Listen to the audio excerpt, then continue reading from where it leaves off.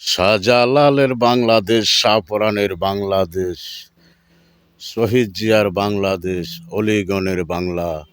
রহম করো আল্লাহ, রহম করো আল্লাহ। এই ৩৬০ জন আউলিয়া শাহজালাল, শাহপরাণ, ওনারা এই বাংলাদেশে ইসলাম প্রচার করেছে। স্বাধীনের পর বাংলাদেশে যত যারা ক্ষমতায় এসেছে, রাষ্ট্রের প্রধান হয়েছে, তারা শাহজালাল, শাহপরাণ, ওরা মাজার জেরাত করে এসে রাষ্ট্র পরিচালনা করেছে। তাই বর্তমান সরকারের প্রধান উপদেষ্টা আপনি কোন দলের? আপনি কি ওহাবি? কেন গেলেন না শাহজালাল, শাহপরাণ মাজার জেরাত করার জন্য? তারাই তো এই বাংলাদেশে ইসলাম প্রচার করেছে। ৩৬০ জন আউলিয়া, ওনাদের মাজারে যান না। আপনি এই ভুল করার কারণেই তো মাজার বাংলাদেশে শত শত মাজার এই ওহাবির দলেরা ভেঙেছে। কোনো প্রতিবাদও আপনি করেন নাই। আপনি কি আসলে কি কোন দলের, সেটা দেশের জনগণ জানতে চায়।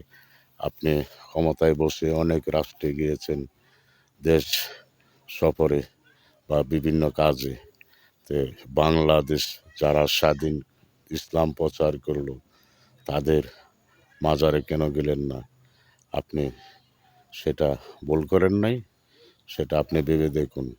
আর বাংলাদেশে নির্বাচনের আগে আপনি অতি শীঘ্রই মাজার জেরাত করে, শাহজালাল, শাহপরাণ মাজার জেরাত করে আপনি নির্বাচন দেন। তা না হলে আরও বিশৃঙ্খলার সৃষ্টি হবে। অতি শীঘ্রই যান, আজকে কালকের মধ্যে। তা না হলে আপনি এই দেশ চালানোর বা নির্বাচনে গণতন্ত্র সরকার এনে দিবেন, সেখানে সুখ হবে না, শান্তি হবে না। অতি শীঘ্রই চলে যান শাহজালাল, শাহপরাণে, তাদের কাছ থেকে, ওনাদের ওসিলায় আল্লাহর কাছ থেকে দোয়া নিয়ে আসুন।